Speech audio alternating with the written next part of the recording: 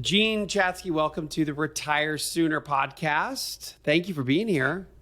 Thank you for having me.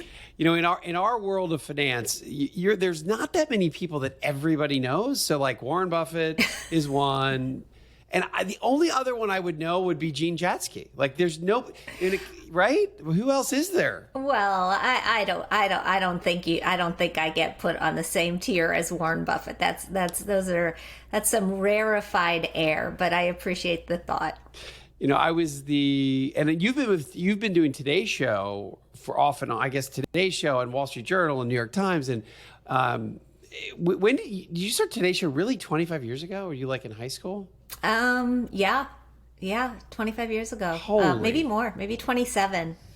And then how do you do a couple things every week with them, or is it when they need you and there's a bigger money story? I'm not these days. These days I'm doing my podcast, which is called Her Money, and running Her Money, which is growing pretty quickly. We've got a financial coaching program, a couple of newsletters. We're putting new content on hermoney.com every day, and I'm still working for AARP, which I love. So yeah, lots going on. So Her Money, when did you start? How many years has it been? So I started the Her Money podcast 5 years ago. Okay. So it's been a long time. It's been a long time. We launched the rest of the business, the websites, the newsletters 2 years ago, and the coaching program just about 6 months ago. All right, so I have a long list of questions, but I guess I'm interested in what that is because tell me about it. Tell me about the coaching program, and I guess what's interesting, among other things about your career in finance, is that you've I don't know if this is the right term, but you've counseled anywhere from people that are just trying to get out of debt all the way to like Oprah Winfrey, right? So, I mean, it's like such a big continuum. What is Her Money coaching about right now? Well, our program is called Finance Fix, and it's helping people who feel like they don't have a grip on their money. They're not able to save enough. They've got debt that they're dealing with, and they can't make the progress that they want to make because there's just too much chaos. It's an 8-week program that gets you from chaos to control. And what's different about it is that we call it FinTouch, right? There's a lot of apps out there that will take you by the hand and you use your device and you do it that way. I've always found, and this is true particularly of many women, we like to learn from another person. So we've got both going on. It's a small group 8-week program with one-on-one coaching, weekly group work, and some modules and learning that you do on your device or your computer. And people are really loving it. About a third of the people that have gone through it so far have said, we don't want to stop. And so we've rolled them into what we call Fix Plus, which is a maintenance program. And I just love it. I love the people that I've met through this. We've got some amazing coaches working on the program too, but I dig in with each class as well. And it's been really fun. So what is it? Obviously, Oprah's probably not going to run out of money, but the rest of America is still nervous about it. And even the millionaire next door, people that have a fair amount of savings, everyone always has this fear, right? There's this fear and emotional continuing with money. The people that get into this chaos, what are they doing? Like, what is it just because it's expensive to live in America? Do people have bad money habits? Like, or is it all across the spectrum, Gene? It's all across the spectrum. You're right about the fear of running out of money, right? There's been a lot of research on this. We know that even people who are 6-figure earners are afraid that they're going to run out of money. Now, are they going to run out of money? No, they're not going to run out of money, but the feeling that you might is what keeps people up at night and really contributes to this rising sense of anxiety that we don't have to be going through life with. I think part of what has happened is that spending in particular has just become so fast and so automated and so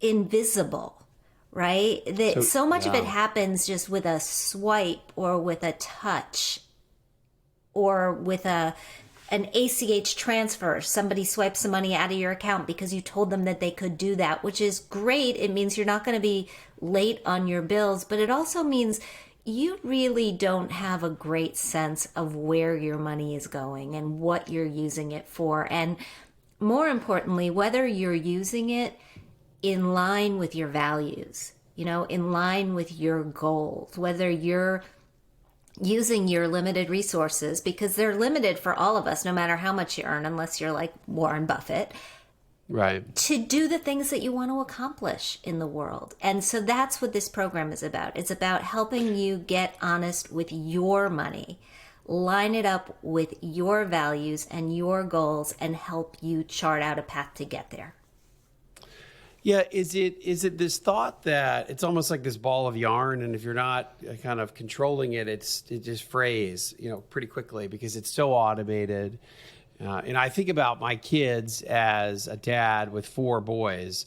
Of course they're going to play video games, and it was just so hard to control the spending because everybody had to have a login, and they make it so that you can't even do anything without putting a card in. They said, well, you're not going to have to use it, and you can try all the parental controls you want, but it's for some way, shape, or form, that ball of yarn just starts to fray over a little bit of time. Mm-hmm. And then next thing you know, it's like, well, how did we spend this much money on, I don't know, Microsoft? Well, wait, Microsoft is what? Microsoft is a video. And the next thing you know, the automation does make it makes it easy to spend. Yeah. And it makes it too damn easy to spend. And I guess you see that with people that it literally gets to the point where they're in actual financial chaos. It does, and sometimes it's just they're at a point in life. We get a lot of women in transition, so who are going through a divorce and want to get a grip on something. We get a lot of people who are just starting out, but we also get people who are 10 years from retirement who say, I just want to know that I'm driving the bus. I just want to know that I am making these decisions. And what happens after a couple of weeks of being in there with your data is this light bulb goes on, and then people are like, oh my God, I just made a change that is going to save me $300 a month and $2,400 a year, or yep. however the math works out. I just did something, and the taking back of ownership, I'm sure you've seen this, right? Once you get it, once you take back the ownership, you feel like it's a really powerful thing. Yeah, I mean, maybe an example of that, because I think that there's always this question. I get asked this all the time, like, how do you budget? Like, when you're dealing with higher net worth folks, and I hear often that, I don't even have to budget. And for some really high earners, that is true. You don't have to really budget if you're making $1 million a year or $500,000 a year or above. But I also hear from retirees or people that are approaching, to your point, sort of a few years out, is that Wes, how am I supposed to budget? And I guess there's really no right answer. I'll say, well, Vanguard has a great tool where you can write everything down. I like to do it manually. I like to literally write it down. That way I kind of feel like I have some ownership in the process. Do you have a particular way of doing it? Is there a Her Money? There is a guide that does it. There is a way that we do it, and there's a way that we teach you to do it in Finance Fix. And without going into all the details, I think the only way to budget is to do it backwards. I think the only way to do it. Explain that to us. Yeah, I don't think it works to say I want here are the percentages and I want X percent to go to housing and X percent to, you have to look at where you are right now. You have to look at what you're actually doing, right? And that involves some tracking and looking at your data. And then you can tweak it. Then you can nudge it. You can move the levers this way or that way to get them to come into line to accomplish what really is the only goal of budgeting, and that's saving money and paying down debt. That's it, right? Whether you're saving for an emergency, whether you're saving for a vacation, whether you're saving for retirement, that's the only goal. Well, by the way, how did you get started in all this? Did you start out as a financial advisor or a No, reporter? I started out as an English major.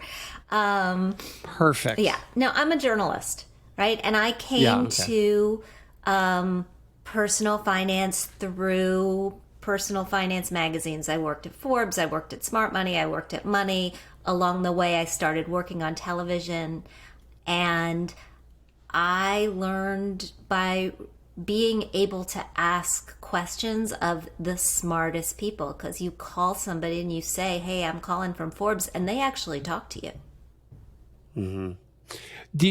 Have you run into money mistakes, or have you learned the hard way? Sure. Or have you had so many great guides? Like what's a Gene Chatzky lesson from you that you've learned?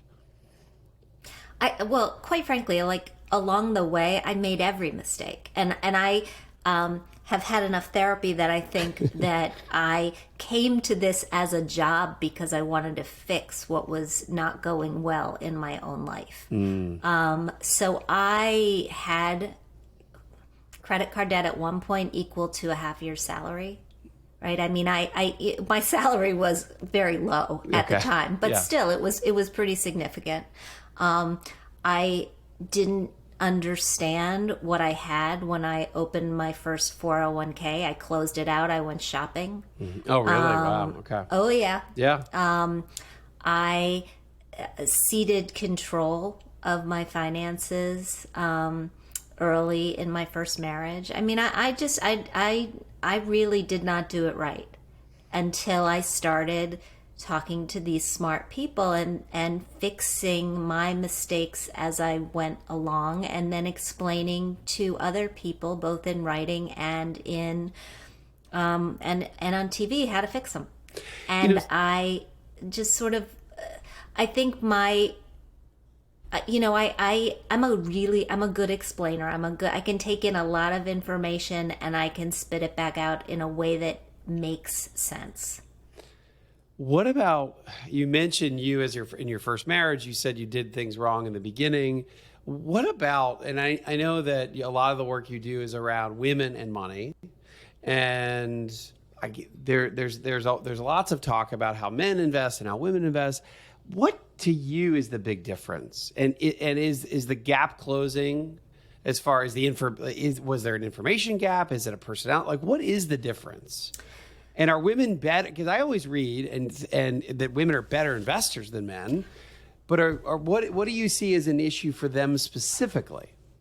Women are better investors than men because we're not as active when it comes to trading. And so we actually perform, our investments outperform because we're not losing money to commissions and fees and bad investments, right? And switching. We're not doing that, and that actually helps our investment performance. The trouble that women have is, and this is not true across the board, and yes, it's changing, and that's fantastic, is a lack of confidence when it comes to getting started. And that can be really, really damaging, especially when you couple it with the gender pay gap. Because when you look at the numbers from a pay perspective and a demographic perspective, we earn less. We still take more breaks from work to care for kids and older parents. we have less when it comes to retirement for all of those reasons, and then we live longer. So you got to take a smaller amount of money and you have to make it last a bigger number of years. Time. Yeah. And that's a problem. The issue that women have when it comes to investing, I think, really boils down to two things. The first is my most recent book is called Women with Money. And I in writing it, interviewed hundreds of women and asked them, what do you want from your money? Like, that was the first question I asked it of every single one. And what I heard was safety, security, stability. And the problem with safety and security and stability and savings is that they translate into cash in the bank. And cash in the bank doesn't work. Produce money for the future. It holds us back. It doesn't keep up with taxes and inflation. It's an issue. And the statistics bear it out. Women keep a greater percentage of our money in cash than men do. So that's a problem. So, Jean, by the way, before you get to number two, is that answer, is the answer of I want safety, stability, is that the same answer as I want freedom? I want financial freedom? No. Or it is a little different, isn't it? It's a little different. It's the I'm afraid I'm going to run out of money answer. Okay. Yep. So safety. That's interesting, because as soon as you ask that, now I don't know if anybody's asked me that question. My immediate reaction is, freedom. I just want freedom. I want to be able to do whatever I want to do, whenever I want to do it. Right. Which is different than safety, right? It is a different. It's different. So what's number two then? What's your number two thing that you've learned about women different? The second thing, and I think this is very true. I know it's very true of me, and I think it's true of many women, is that we like to know the answer to the question before we ask it. And that's not possible with investing. Right? I mean, when you're a financial reporter like me, you learn very quickly that there are two types of questions. There's one set of questions that has an answer, and a factual answer, an answer where I can actually be right. What is the best miles credit card? I can tell you that. Right? I can do the research at any date, at any point in time, and I can say it's this one. And it's this one based on all of these facts. What's the best investment? I can't answer that question. I can tell you what's historically been a good investment, what is likely to, based on history, perform well going into the future. But I can't tell you that and be right. I can tell you that and have a good shot at being right. And so it requires some trust. It requires some faith. It requires a certain amount of appetite for risk. So the second part is kind of related, right? I mean, if you want answers, that means you want security. Right. I want to know for sure. And I don't want to tread into uncertain waters. And so again, that is part of, now, to some extent, I don't know if that's totally unique to women, but there's more of a bias towards that in women versus men in your research. Not just in my research, but in a lot of research. And if you look at our cave people ancestors, right? The hunters and the gatherers it's very, very much, we haven't come as far as we think. Yeah. So it's kind of still in our DNA. But it's changing, and one of the things I think that's changing, that's forcing the change, is that more women are investors by way of our work-based retirement plans. More of us are just being put in the position where we have money invested, and once you have a stake at the table, then you're more likely to take care of that stake. So the worst habit that you see? I mean, in Finance Fix, which that sounds like a good title to this podcast. Thank you. We'll call it Finance Fix with Gene Chatzky. What is a top 1, 2, 3 issue that you see that lands people in this chaos that you describe? Not paying attention to your flows of funds is a big one. Flow, number one, flow. Yep. Not setting goals is another one. And I think not communicating with a spouse or a partner if you have one. So you end up with people both burying their heads in sand. Oh, I'm not going to talk about this. Oh, I don't want to talk about this. We're just going to fight about it. So and then it kind of ends up blowing up. How bad do things have to get? And what is the trigger or catalyst for somebody to be like, oh gosh, I'm going to sign up for Finance Fix? Like, what is the catalyst do you see? I think the catalyst for signing up for Finance Fix is the same as the catalyst for going out and looking for any type of financial help. I don't think people come for financial help and financial advice just because. I think they come because something happened.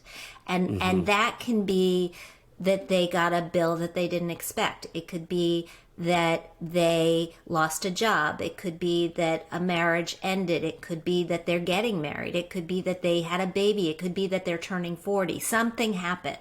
Right. And all of a sudden, and all of a sudden they decided that they're going to get a grip. And I don't think that the lack of communication always ends up with a fight. I just think it ends up with people working at cross purposes and not necessarily knowing what's in their spouse's brain. I mean, every so often, and I'm sure you've seen this, that the Wall Street Journal will trot out an article about how, spouses have no idea what the other one is thinking about retirement, when it's going to happen, where it's going to happen, how they'll live when it happens, because they haven't talked about it, right? So it gets in the way of these points sort of all tie together, right? It gets in the way of achieving your goals. It is funny. It's such a big event that you would think that everyone would talk about it, but it's almost the opposite. For some reason, it doesn't get talked about because it's scary. It's uncertain. The goal that I have had here, and my first book was titled "You Can Retire Sooner Than You Think," but a lot of that book had to do with money and happiness. And it was the 5 secrets of the happiest retirees in America. And I've got another book coming out this fall that is it's just what the happiest retirees know. It's essentially 10 habits that happy retirees do versus unhappy.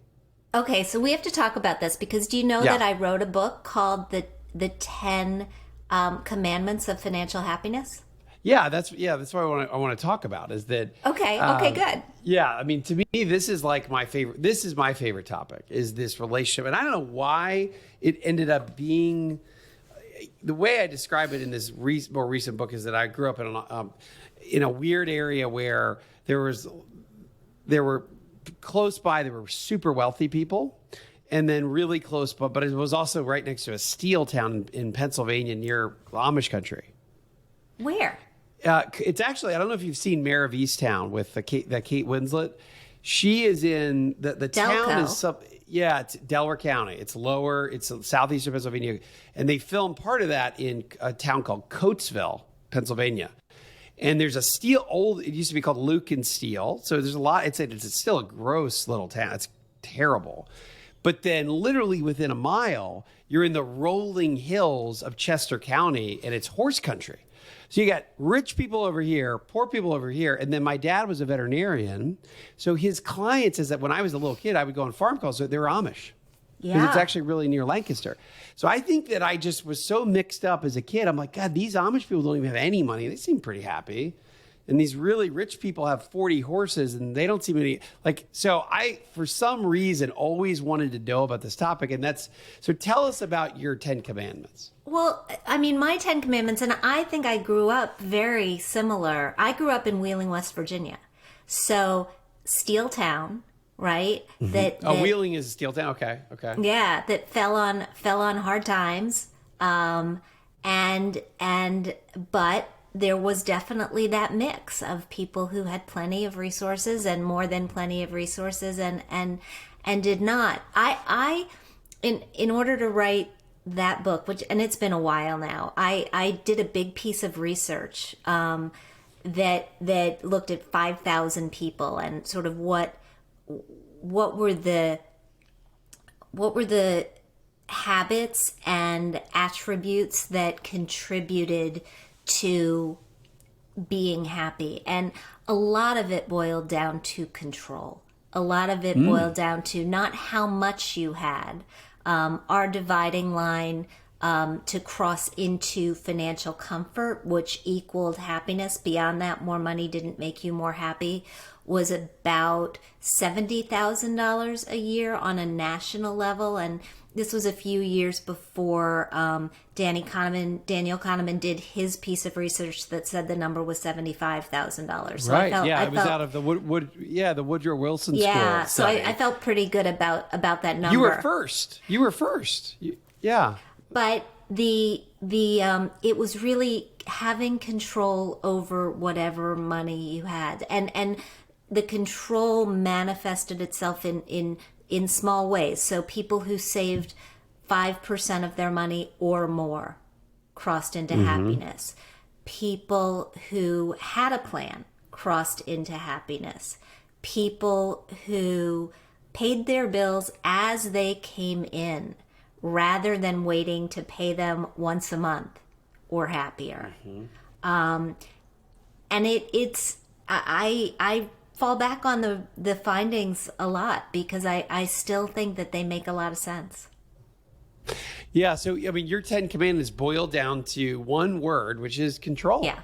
But it shows up in a lot of different ways. It's whether you actually spend a little time doing budgeting. That's control. The thought of paying a bill and not waiting on a bill. That's control.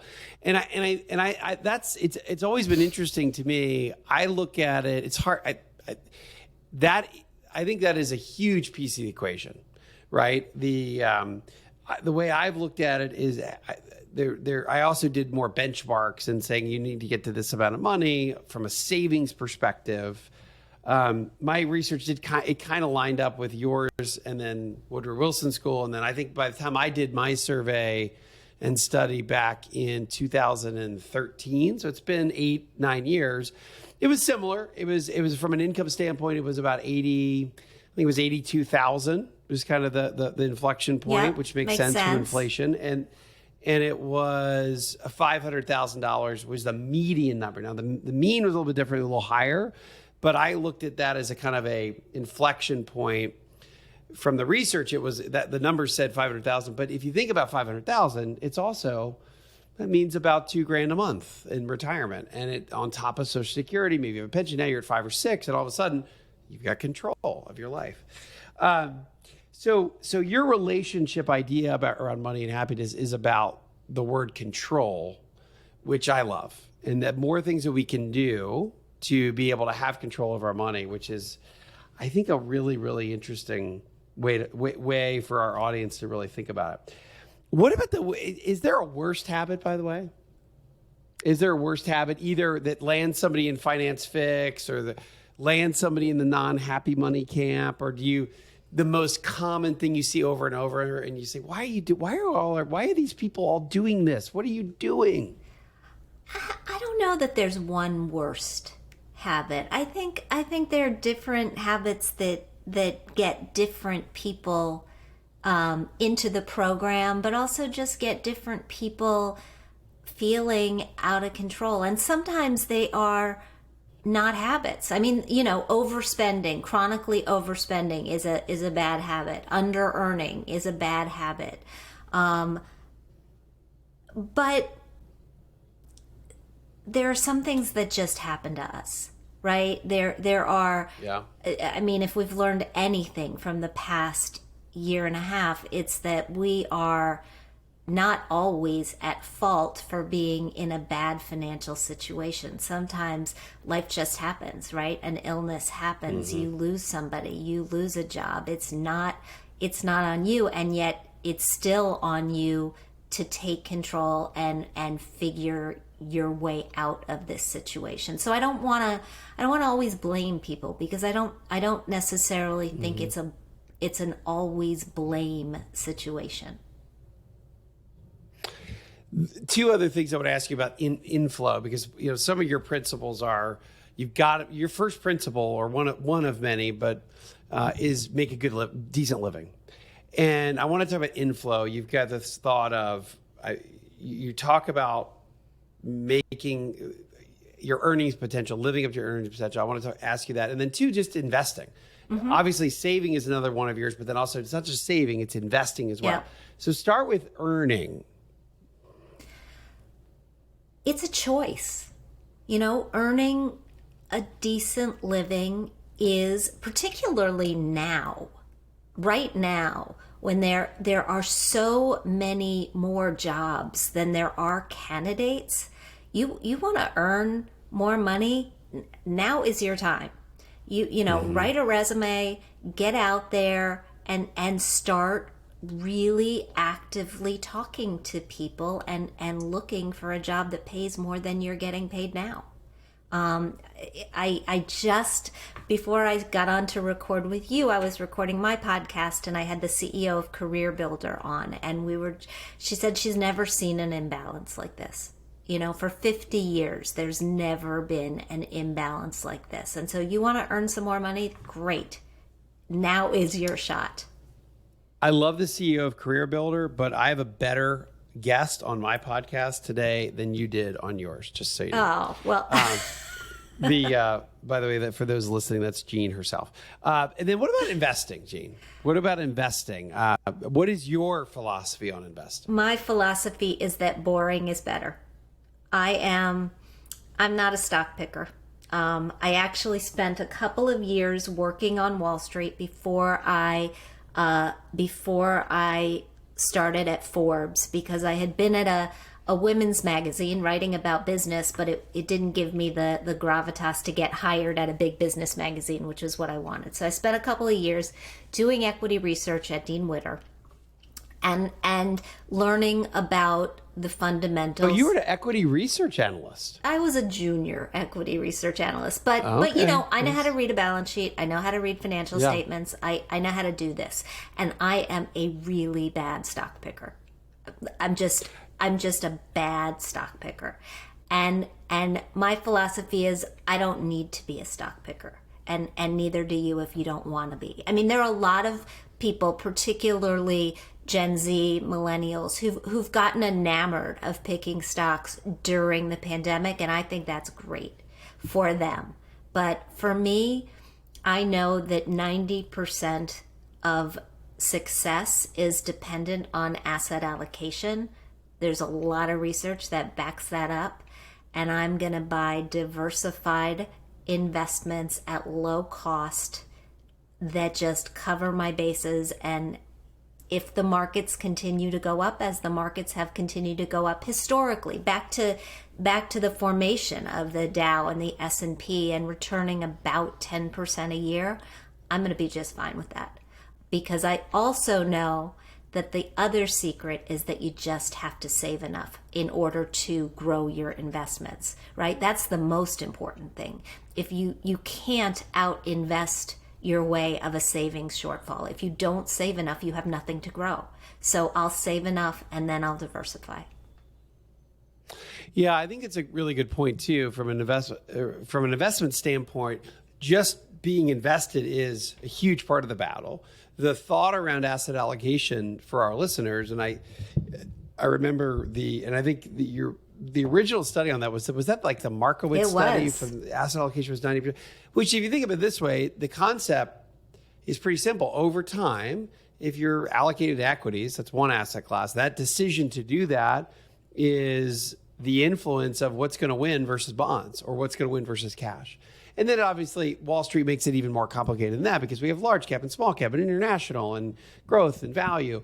But boring is better is I think a really good way to look at it. And my philosophy over all these years has been kind of boring. Stocks are better. But I'm a big believer in using ETFs as well. I've always advocated income investing. And I always say too, it's not like a right or wrong. It's just the way I've always done it. And I started out buying utility companies. I happened to do that early on in my career, and I kind of got just comfortable. Like, these are boring companies, and they've just done pretty well. And then that's expanded to other kinds of dividend-paying companies. But that, to me, it's not as exciting as what we see on Robinhood, but it is one over time pretty significantly. So. Well, with that, if you do, so I'm glad that we were talking about this. The question I have then, and this may be an industry question, do people go to Her Money and Finance Fix? And, one thing that I haven't really found a lot of, and there used to be different networks that did this on hourly planning. Do you guys do that, or what kind of networks do hourly planning, or is that just not an economically viable thing in America? I think it's a great thing. The Garrett Planning Network does hourly planning, and some of the planners in the XY Network do hourly planning. I think it's amazing because it's kind of like, you know how there's some people who will use TurboTax to do their own taxes and then take it to the accountant? Yeah. Right. It's that. That's, okay. To me, that's sort of what hourly planning is. Hourly planning is for somebody who maybe wants to do a lot of the work themselves, but wants a set of eyes on their work product or wants some recommendations once a year. And I think that that's been one of the best and most democratic advancements in financial planning, that you don't have to hire somebody and be stuck with them. Sorry, not full time. That you can approach it like a little short-term therapy. Mm-hmm. Yeah, no, I think it's an important intermediate step. And particularly you've got do-it-yourself investors, then you have investors that want to do some themselves and some with help. And then you've got investors that really just don't want to do it on their own. And that's obviously why there's, I think, 100,000 financial advisors in the world or in America. But there's just, and I look at our industry too, Gene, there's just so many people to help. Mm-hmm. I mean, the thought of 3.6 million people a year retiring for the next decade, I mean, it's just 36 million people I know. Over the next decade is just a massive, massive number. And we're trying to help people retire a little sooner here on the Retire Sooner podcast. Gene, how do we find Finance Fix? Like, where's your main hub? Hermoney.com. And you'll find Finance Fix. You'll find the podcast. We've got a lot of resources there. Okay. Well, our audience will find you, and your podcast, of course, also is Her Money, the Her Money podcast with Gene Chatzky. And thank you for being on here today, and God bless you. Oh, thank you for coming on the show. Thank you so much. This was really fun, and I hope that when your book comes out, you'll do me the favor of coming on Her Money and talking about it.